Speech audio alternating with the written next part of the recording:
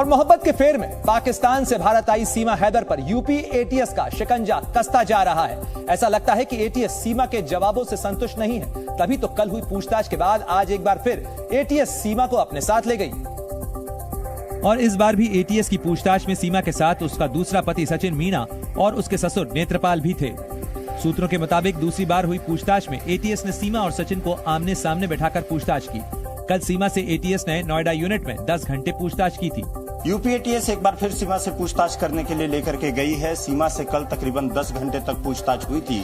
सीमा के साथ साथ सचिन और सचिन के पिता के साथ भी पूछताछ हुई है। सोमवार को देर शाम सीमा एटीएस कार्यालय से बाहर निकली थी। बताया जा रहा है कि कल दोपहर बाद रबुपुरा में सचिन के घर के सामने मीडिया का हुजूम होने के कारण एटीएस की टीम ने पड़ोसी के मकान की छत पर सीढ़ी लगाकर दोनों को निकाला था। जांच एजेंसियों को सीमा हैदर की बातों पर फिलहाल भरोसा नहीं हो रहा है, इसीलिए सूत्रों के मुताबिक सीमा हैदर का लाई डिटेक्टर और पॉलीग्राफी टेस्ट हो सकता है, क्योंकि सीमा ने ऐसी कई बातें कही हैं जिन पर यकीन कर पाना मुश्किल हो रहा है। इसीलिए एटीएस पता लगाने की कोशिश कर रही है कि सीमा प्यार की आड़ में जासूसी या किसी गलत इरादे से भारत में तो नहीं आई है। सीमा के बिना वीजा भारत आने और 50 दिन से ग्रेटर नोएडा के रबुपुरा गांव में रहने के बारे में गौतम बुद्ध नगर पुलिस ने केंद्र और प्रदेश के जजों को चिट्ठियां लिखी थी, जिसके बाद एजेंसियां सीमा हैदर और उसके पति सचिन और पिता नेत्रपाल से पूछताछ कर रही हैं। पुलिस सूत्रों का दावा है कि सीमा हैदर से बरामद पहचान पत्र और बाकी दस्तावेजों की विदेश मंत्रालय से जांच हो रही है। एजेंसियों को न केवल सीमा के भाई के पाकिस्तानी सेना में होने बल्कि उसके चाचा के भी सेना में सूबेदार होने की जानकारी मिली है। सीमा के फोन में नष्ट किए गए चैट और सैटेलाइट फोन इस्तेमाल की आशंका की भी जांच हो रही है।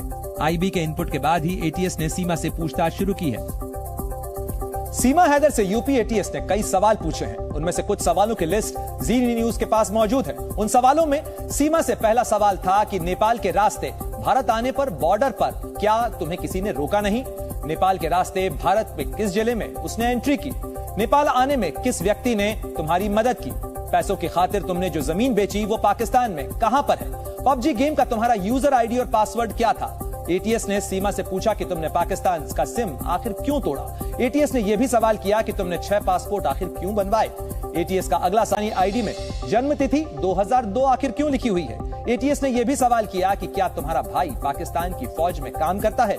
एटीएस ने जोर देकर पूछा कि क्या वाकई तुम सचिन के प्यार में भारत आई या कोई अलग कारण था? लेकिन सीमा का एक ही जवाब था कि वो सचिन के प्यार में पड़ी है और इसीलिए पाकिस्तान छोड़कर भारत आई है।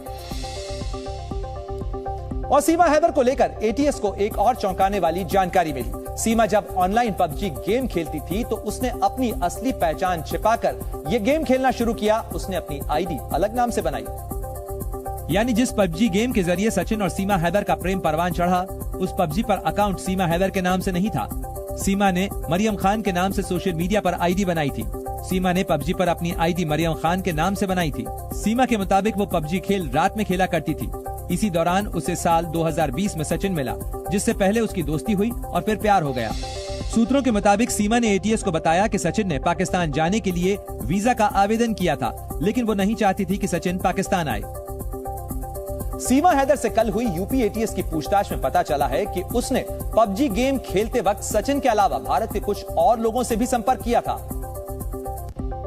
और जिन लोगों से सीमा ने संपर्क किया था वो ज्यादातर दिल्ली एनसीआर में रहते थे। सूत्रों से मिली जानकारी के मुताबिक सीमा हैदर से एटीएस ने अंग्रेजी भाषा की कुछ लाइंस पढ़वाई थी। अंग्रेजी की लाइंस को सीमा ने न सिर्फ अच्छे से पढ़ा बल्कि उसका पढ़ने का तरीका भी अच्छा था। यही नहीं, एटीएस को सचिन के सोशल मीडिया अकाउंट से भी चौंकाने वाली जानकारी मिली है। सचिन ने अपना इंस्टाग्राम अकाउंट भी बना रखा था। सचिन ने अपने इंस्टाग्राम अकाउंट में अपनी तस्वीर नहीं लगाई थी। सचिन के इंस्टाग्राम अकाउंट का सिर्फ एक ही फॉलोअर था। सिर्फ सीमा हैदर सचिन के इंस्टाग्राम अकाउंट को फॉलो करती थी। सचिन मीणा ने अपने इंस्टाग्राम अकाउंट को प्राइवेट रखा था। यही नहीं, सचिन ने अपने फेसबुक अकाउंट को भी प्राइवेट किया हुआ था। सवाल उठता है कि आखिर ऐसी क्या वजह थी कि सचिन ने अपने इंस्टाग्राम और फेसबुक अकाउंट को प्राइवेट कर रखा था। जी न्यूज की टीम ने सीमा से जुड़ी कुछ और अहम जानकारियां जुटाई हैं। जी न्यूज के पास सीमा हैदर के खिलाफ दर्ज नोएडा पुलिस की वो एफआईआर कॉपी भी मौजूद है, जिसमें सीमा का पूरा नाम सीमा गुलाम हैदर लिखा है और पता पाकिस्तान के सिंध राज्य के थाना जैखमाबाद के रत्तेदारी कार्यकारिणी को बताया गया है। एफआईआर इसी साल 4 जुलाई में दर्ज हुई थी।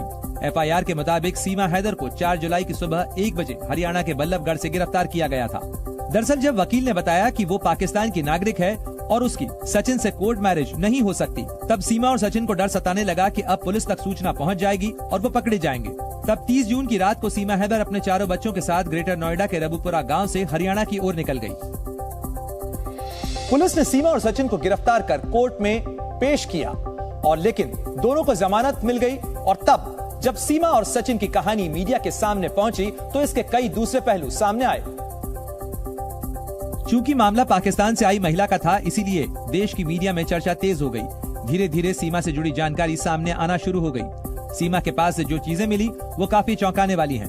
पड़ताल के दौरान ही पुलिस को सीमा हैदर के पास से 2 वीडियो कैसेट, 4 मोबाइल, 1 सिम, 1 टूटा हुआ मोबाइल फोन, 4 बर्थ सर्टिफिकेट, 3 आधार कार्ड, 1 पाकिस्तान के नेशनल डेटाबेस से जुड़ी लिस्ट, 6 पासपोर्ट और पोखरा से दिल्ली का 1 बस टिकट मिला है। पुलिस ले गई उठा करके यहाँ से, अन्यथा यहाँ तो भीड़ लग रही थी, निकलना ही दुश्वार हो रहा, घर से निकलने इतनी भीड़ रहती है घर में। यहाँ एक पाकिस्तानी महिला से इतना सब कुछ मिलना हैरान कर रहा है।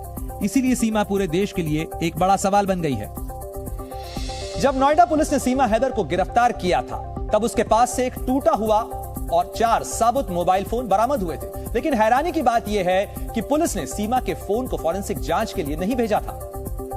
और अब मामला बढ़ने पर सीमा के टूटे मोबाइल फोन से डेटा रिकवर करने की कोशिश की जा रही है। सूत्रों के मुताबिक सीमा हैदर के पाकिस्तान नंबर वाले फोन का डेटा डिलीट कर दिया गया है, जिसे एटीएस की टीम रिट्रीव करने में जुटी है। सीमा हैदर के पास से 4 मोबाइल फोन चालू हालत में मिले थे और 1 टूटा हुआ फोन मिला था। सचिन के पास से मिले टूटे मोबाइल फोन का डेटा भी निकाला जा रहा है। सीमा हैदर के पास से जो 2 वीडियो कैसेट मिले, सीमा ने बताया है कि उसमें उसके बचपन के वीडियो और शादी के वीडियो हैं। एटीएस ने उन वीडियोस में से छोटे छोटे वीडियो और फोटो तैयार करवाए हैं। एटीएस सीमा के बच्चों से उन वीडियो और फोटो में दिखाई दे रहे चेहरों और जगहों की पहचान करवाएगी। सीमा केस को लेकर हुए इन खुलासों की वजह से यूपी एटीएस फिलहाल कोई चांस नहीं लेना चाहती है और इसीलिए चूंकि ये मामला देश की सुरक्षा से जुड़ा हुआ है, तभी तो सीमा के पाकिस्तानी खुफिया एजेंसी आईएसआई के कनेक्शन की भी जांच हो रही है। क्योंकि सीमा ने बताया कि उसके चाचा पाकिस्तान फौज में सूबेदार हैं। हालांकि सीमा का कहना है कि उसका भाई पाकिस्तान आर्मी के लिए तैयारी कर रहा था, लेकिन उसका सिलेक्शन नहीं हुआ था। सीमा हमेशा से यही कहती रही है कि वो जासूस नहीं है। मेरी रिक्वेस्ट है आप सबसे, योगी जी से, मोदी जी से, मैं औरत हूँ, मैं कोई दहशतगर्द नहीं हूँ, मैं कोई गलत नहीं हूँ, मैं अपनी बेटियों के साथ आई हूँ। ये भी जांच हो रही है कि कैसे सीमा पाकिस्तानी नागरिक होने के बावजूद अपने 4 बच्चों के साथ आसानी से नेपाल के रास्ते बॉर्डर पार कर दिल्ली के पास ग्रेटर नोएडा तक चली आई। कराची से नोएडा तक उसकी यात्रा में मददगार कौन कौन थे? अब हम आपको उस शख्स से मिलवाते हैं जिसने सबसे पहले सचिन और सीमा हैदर की मदद की थी। इस शख्स का नाम गिरजेश है और वो रबुपुरा गांव में ही रहता है। इसके मुताबिक सचिन ही सबसे पहले उसके पास आया था। वो रहने के लिए मकान चाहता था। सबसे पहले सचिन ही आया था हमारे पास, गांव का ही था। पहले पूछने आया था कि भैया मुझे कमरा चाहिए। मैंने उससे बोला था कि भैया हम फैमिली वाले को कमरा दे सकते हैं। फिर बाद में बोल रहा है कि उन मेरी फैमिली है, 4 बच्चे हैं मुझ पर छोटे छोटे से। चूंकि सचिन गांव का ही था, गिरजेश ने कमरा 2500 रुपए महीना किराया पर दे दिया। ज्यादातर वो घर पे ही रहती थी और मैंने देखा कि 2-4 दिन वो शाम को घूमने जरूर गए थे। गिरजेश के मुताबिक सचिन ने नहीं बताया था कि सीमा पाकिस्तानी नागरिक है। किसी को पता ही ना थी। ये तो बाद में पता चली है जब ये 1 तारीख को यहाँ से गए हैं निकल के, उसके बाद जो है पुलिस आई है।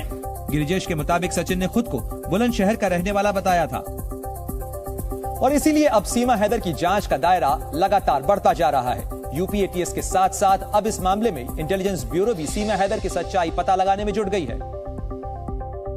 क्योंकि सबसे बड़ा सवाल यही है कि सीमा कैसे सुरक्षा एजेंसियों को चकमा देकर बॉर्डर पार कर गई।